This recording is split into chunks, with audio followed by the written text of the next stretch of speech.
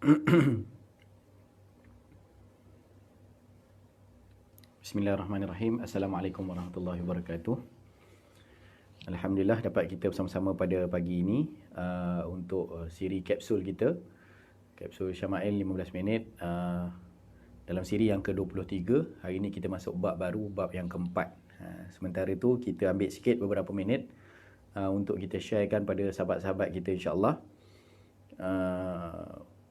Supaya lebih ramai dapat manfaat daripada majlis kita yang akan bermula sebentar lagi, insya-Allah. Jadi boleh copy link dan juga pastekan di grup-grup WhatsApp kita. Begitu juga boleh sharekan juga di Facebook kita. Untuk sahabat-sahabat kita boleh tag juga rakan-rakan kita, ahli keluarga kita untuk bersama-sama dengan kita pada hari ini, insya-Allah. Sementara kita share ni, sama-sama kita isikan dengan selawat ke atas Nabi sallallahu alaihi wasallam. Mudah-mudahan kita diganjarkan, diberikan 10 rahmat oleh Allah Subhanahu Wa Taala kepada kita semua dan juga dipermudahkan segala urusan kita.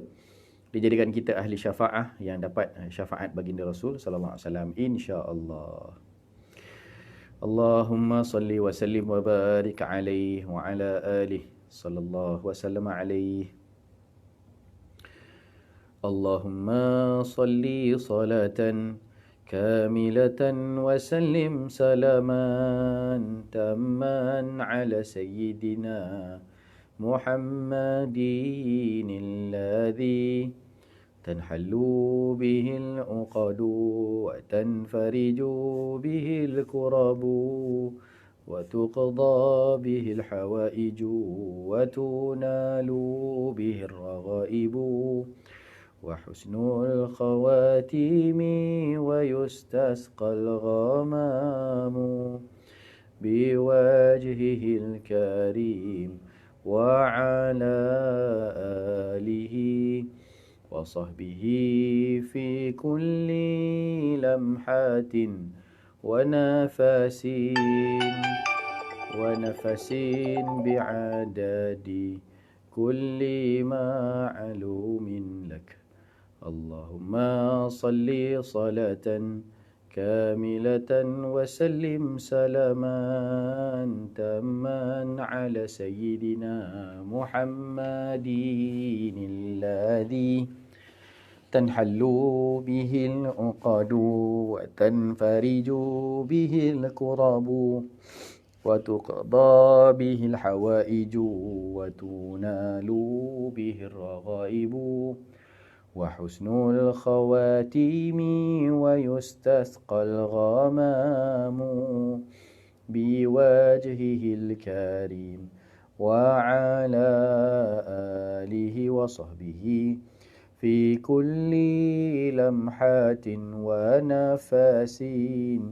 ونفس بعدد كل معلوم لك. اللهم صل وسلم وبارك عليه وعلى آله. Bismillahirrahmanirrahim. Alhamdulillahirabbil alamin. Wassalatu wassalamu ala asyrafil anbiya'i wal mursalin sayyidina Muhammadin wa ala alihi wa sahbihi ajma'in. Rabbana zidna ilman warzuqna fahman birahmatika ya arhamar rahimin. Allahumma faqihna fid din wa 'allimna at-ta'wil wahdina ila siratikal mustaqim. Amma ba'd. Alhamdulillah, syukur pada Allah dapat kita bersama-sama lagi sambung pengajian ataupun kapsul 15 minit kita. Dan hari ini sedikit dilewatkan kerana tak ada orang ngaji hari ini. Hari Rabu, hari kita cuti mengajilah di Kubak Center. Jadi kita lewatkan sikit pada jam 9. InsyaAllah sama-sama kita dapat manfaat daripada 15 minit yang kita akan bahaskan tentang hadis-hadis berkenaan peribadi Nabi SAW. Dalam Al-Quran Allah Ta'ala berfirman, Qul in kuntum tuhibbunallah fattabi'uni yuhibbukumullah. Katakanlah apabila kamu qul in kuntum tuhibbunallah, kalau sekiranya kalian itu mencintai Allah, fattabi'uni, maka ikutlah aku. Ikutlah aku di situ adalah baginda Rasul sallallahu alaihi wasallam. Maka apa yang kita akan dapat kalau kita cintakan Allah, kita ikut Nabi, yuhibbukumullah, maka kamu akan mendapatkan cinta Allah Subhanahu Wa Taala. Jadi Allah meletakkan syarat untuk kita yang mengaku cintakan Allah mesti melalui cinta kita kepada Nabi sallallahu alaihi wasallam. Siapa yang cintakan Nabi, hakikatnya dia cintakan Allah. Dan cinta itu tidak terpisah. Maksudnya ada orang yang kata, kalau cinta Nabi, bila pula nak cinta Allah? Kan? Ataupun kita ni cinta Allah saja, tidak cinta pada Nabi. Tak boleh. Syarat bagi mendapatkan cinta Allah adalah dengan mencintai baginda Rasul sallallahu alaihi wasallam. Jadi mudah-mudahan kita baca sedikit Syama'il ini, bahagian daripada menzahirkan cinta kita kepada baginda Rasul sallallahu alaihi wasallam dan juga cinta kita kepada Allah, bukti cinta kita kepada Allah Subhanahu wa taala. Ahlan wa sahlan yang baru masuk bersama-sama dengan kita, yang memberikan salam kepada saya di ruangan komen, saya jawab salamnya dengan Waalaikumsalam warahmatullahi wabarakatuh. Ya, Puan Nursia, Puan Ruzita, Puan Siti Hawa, Puan Elvira, Puan Nurul Hidayah. Mudah-mudahan kita semua dirahmati Allah, begitu juga dengan para penonton yang lain insya-Allah. Qala al-musannif rahimahullahu taala wa nafa'ana bihi wa bi'ulumihi fid dharain amin. Babu ma jaa'a fi tarajjuli Rasulillah sallallahu alaihi wasallam. Bab yang keempat, yang ada kitab yang sama cetakan dengan saya, muka surat 16. Babu ma jaa'a fi tarajjuli Rasulillah sallallahu alaihi wasallam. Bab yang menceritakan tentang cara baginda Rasul sallallahu alaihi wasallam menyikat rambut. Kita dah lalu bab yang ketiga tentang panjang pendek keadaan rambut baginda sallallahu alaihi wasallam. Dalam hadis bab yang lepas diceritakan sedikit mukadimah untuk masuk bab yang ini. Iaitu kita dah cerita Nabi sikat rambut mula-mula ke belakang, kemudian akhirnya Nabi belah rambut Nabi. Dan itulah yang menjadi sunnah untuk kita ikuti, untuk kita belah rambut kita. Okey. Jadi bab yang keempat berkesinambungan dengan bab yang ketiga. Apabila telah mengetahui adanya rambut, maka Nabi SAW berfirman, Man kana lahu Nabi SAW bersabda, Man kana lahu sya'run falyukrimhu. Barang siapa yang ada, Allah Ta'ala baginya itu ada rambut. Rambut ni orang panggil apa? Mahkota kan. Mahkota dia duduk di atas kepala. Dan dia penyeri, zinah, satu perhiasan bagi manusia. Maka Nabi SAW sebut dalam riwayat Abi Daud, mengatakan siapa yang baginya Allah Ta'ala adakan padanya rambut, maka hendaklah dia muliakannya. Jadi Nabi suruh menghormati, falyukrimhu, hormati rambut dia. Dengan cara apa? Dihandsomkan dia, diminyakkan dia, disikatkan dia, dijaga dia. Kan? Maknanya kita shampoo rambut kita waktu mandi, kemudian kita minyakkan, kita sikat, jaga kekemasan dia. Itu adalah bahagian daripada menghormati dan memuliakan rambut kita. Jadi bab ini bab cara Nabi SAW menyikat rambut. Jadi cara hormat rambut ni macam mana? Tidak menjadikan rambut kita dalam bentuk yang tidak disukai oleh Allah Subhanahu Wa Taala. Maka itulah yang tidak boleh dilakukan. Dalam konteks larangan yang pernah dilakukan oleh Nabi, larangan yang pernah dibuat oleh Nabi adalah qazak. Jadi Nabi melarang qazak. Apa dia qazak? Cukur separuh, tinggal separuh. Macam pang tu lah kan. Dia tepi ni dibuang habis semua, kemudian tengah trojan. Kan pacak tengah trojan. Jadi itu adalah bahagian daripada tidak menghormati rambut, kerana meletakkan bentuknya dalam keadaan yang tidak disukai oleh Allah Subhanahu Wa Taala. Okey. Kita baca hadisnya. Wa bihi ilahi qala hadatsana Ishaq bin Musa al-Ansari qala hadatsana Ma'nun ibnu Isa qala hadatsana Malik bin Anas an Hisham ibn Urwah an abihi an Aisyah radhiyallahu anha qalat kuntu urajjilu ra'sa Rasulillah sallallahu alaihi wasallam wa ana haidun. Daripada Sayyidatina Aisyah Ummul Mukminin radhiyallahu anha berkata, aku menyikat rambut baginda Rasul sallallahu alaihi wasallam dan ketika itu aku sedang haid. Okey. Jadi hadis ni kita bincang beberapa perkara. Yang pertama adalah khidmat Aisyah ini, Sayyidatina Aisyah digelar dengan Ummul Mukminin, ibu kepada orang beriman. Kenapa? Gelaran ini Allah Taala sendiri yang berikan dalam Quran. Allah sendiri yang berikan kepada isteri-isteri baginda dengan gelaran Ummahatul Mukminin. Kenapa dinamakan sebagai ibu? Isteri-isteri Nabi kita namakan sebagai ibu bagi orang beriman. Kerana sememangnya selepas wafatnya baginda Rasul sallallahu alaihi wasallam, sahabat-sahabat sering memanggil isteri-isteri baginda dengan gelaran ummah. Ya ummah, ya ummah, wahai ibu, wahai ibu. Kerana ada ayat yang turun kepada Nabi sallallahu alaihi wasallam berkenaan dengan perkara tersebut, iaitu gelaran kepada isteri-isteri Nabi. Dan yang kedua adalah larangan daripada Allah Subhanahu Wa Taala untuk sesiapa sahaja mengahwini isteri-isteri Nabi. Jadi di situ adalah untuk menjaga hati baginda Rasul sallallahu alaihi wasallam. Setelah kewafatan Nabi, maka tidak ada yang dibenarkan untuk maknanya melamarlah balu ataupun janda yang ditinggalkan oleh baginda Rasul sallallahu alaihi wasallam. Maka tidak dibenarkan sesiapa pun daripada kalangan kaum mukminin untuk mengambil isteri Nabi sebagai isteri.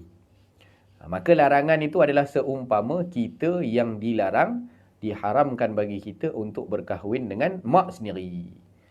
Jadi isteri-isteri Nabi ni dah jadi macam mak kita. Tak boleh untuk dikahwini. Tak boleh untuk dikahwini. Maka itulah digelar dengan Ummul Mukminin, ibu bagi orang-orang yang beriman. Beliau berkata dalam hadis ini, yang pertama kita dapat ekstrak keluar daripada hadis ini adalah khidmat seorang isteri kepada suami. Dan yang kedua berkenaan dengan haid. Kata Sayyidatina Aisyah, aku tolong sikat rambut Nabi, dan waktu aku sikatkan rambut Nabi tu, aku sedang dalam keadaan haid. Jadi beberapa perkara yang disebut oleh ulama, antaranya adalah haid tidak menghalang khidmat seorang isteri pada suami. Satu. Yang kedua adalah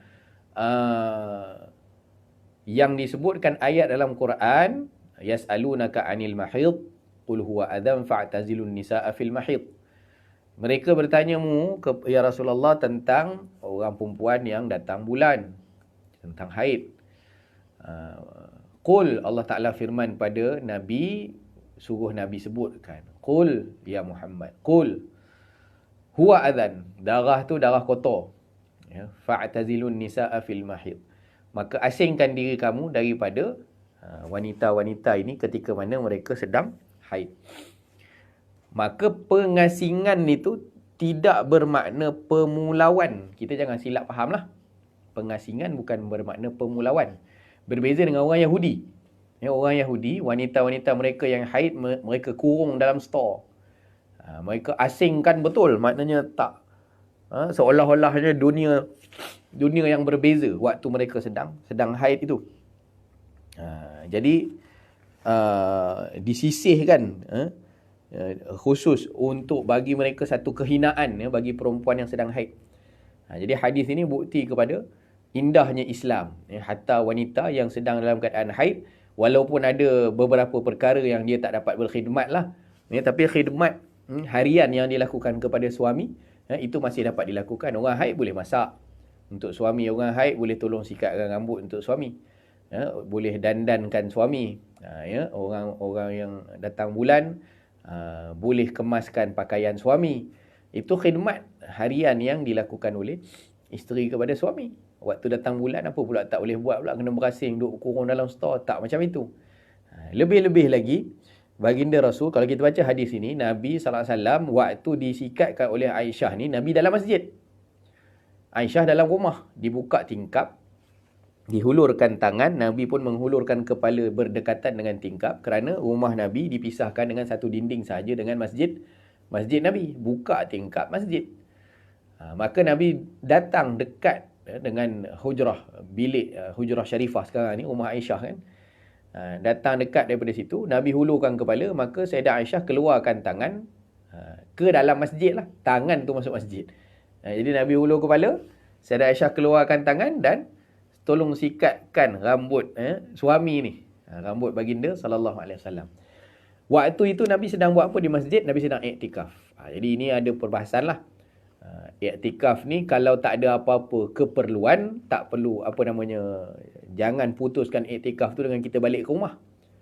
Kalau tak ada apa-apa keperluan, kalau ada keperluan nak buang qada hajat apa semua, yang itu tak apa, iktikaf tak terputus.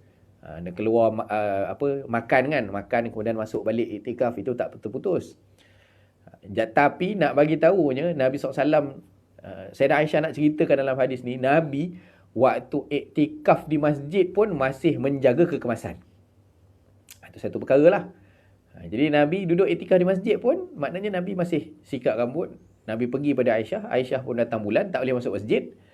Tapi boleh khidmat pada suami tadi, tolong sikatkan rambut baginda Rasul sallallahu alaihi wa ala alihi wasallam. Dan daripada hadis ini juga kita tahu bahawa jaga kekemasan tadi satu, dan yang kedua adalah iktikaf itu tidak menghalang kita untuk menjadi seorang yang kemas. Bahkan lebih-lebih lagi kalau kita iktikaf di masjid, keluar dakwah ke dan sebagainya, kadang-kadang kita duduk di masjid, bukan saja kekemasan diri perlu dijaga, tapi juga kekemasan masjid. Kadang-kadang tak dinafikanlah, itu boleh diperbaiki. Iktikaf tu bagus, tapi kadang-kadang dia baju kotor-kotor, berbau-bau sidai dalam masjid, itu tak kenalah. Jadi kayu sugi juga tak dibasuh, dia letak di merata-rata tempat. Jadi kekemasan diri perlu dijaga. Kita lihat Nabi SAW mencontohkan, hatta dijaga kekemasan rambut dan sebagainya. Walaupun itu bukan satu perkara yang waktu kita iktikaf untuk kita habiskan masa keluar balik ke rumah untuk berdandan, tapi tetap Nabi ambil berat tentang penjagaan ataupun kekemasan diri. Jadi saya ingat sudah 15 minit. Kita sambung nanti hadis yang ke-33 esok insya-Allah taala. Beberapa lagi hadis yang kita dapat baca nantilah insya-Allah. Kita dah dapat tahu bahawa isteri dapat berkhidmat kepada, boleh muamalah dengan suami dia waktu sedang haid pada urusan-urusan yang dibenarkanlah. Urusan yang tak dibenarkan tetap tak dibenarkan juga. Contohnya adalah hubungan suami isteri kan, hubungan intim suami isteri, iaitu waktu isteri datang bulan tak boleh. Itu diharamkan hubungan suami isteri waktu haid. Kemudian masuk masjid, kemudian iktikaf bagi orang wanita, orang perempuan tak boleh. Nabi pernah waktu saya datang Aisyah haid, suruh ambil sejadah dalam masjid. Sayyidah Aisyah kata, aku tengah haid ni, datang bulan, maknanya tak boleh masuk masjid.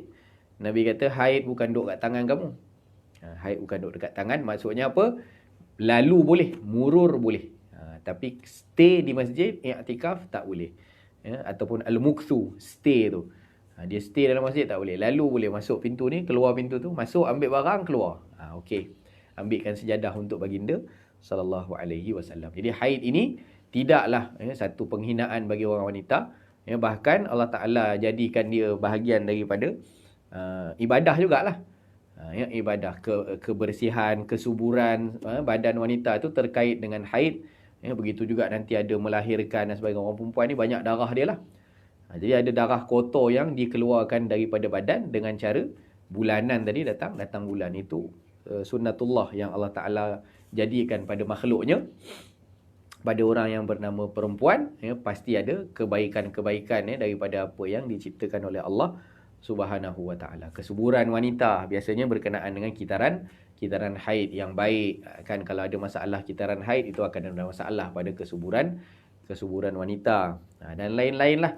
Cuma haid itu tidaklah macam orang Yahudi buat, iaitu mereka asingkan, mereka sisihkan, mereka kata wanitanya kotor.